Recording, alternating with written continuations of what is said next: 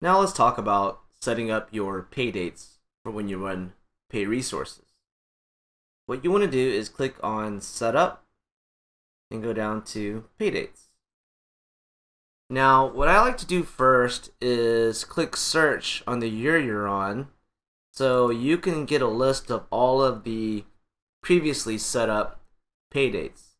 So you are making sure that A, your pay dates are not already there, and B, you're not trying to duplicate things, okay? Now, let's say we run payroll on the 1st and 15th of every month, and so we have 10/15 set up, so the next one that we will set up is on 11/1. So what we want to do is we want to click New at the top right, and first you want to start with the pay date. The pay date is the day you're actually paying the resources. You're running payroll and closing it. So that's going to be the first. Now, pay group will default to your default pay group that is set in the list function. Now, if that is the correct pay group, you can leave it. Otherwise, if you hit the drop down, you can choose all or any other pay group that is necessary. I'll go ahead and select all. Now set the cutoff date. The cutoff date refers to the last day you want to include invoices up to.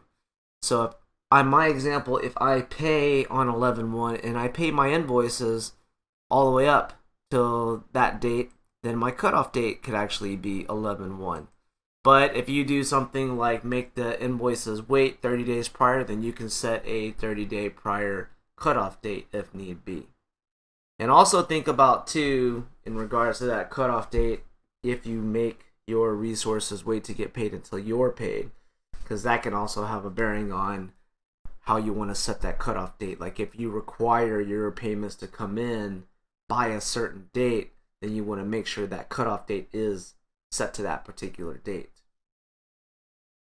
Now, the issuing business unit is the BU that is paying the resources, so go ahead and choose that one. It will default to your default company. And then in the business units to include section, this is important.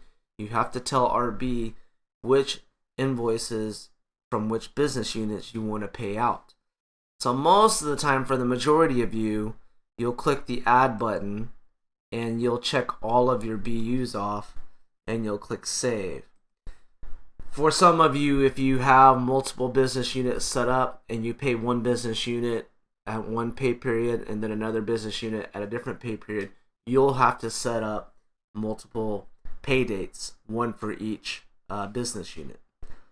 But once you're done and you have your business units added, you can go ahead and click save and select save and new if you want to set up your next pay date, or you can select save and close if you're done.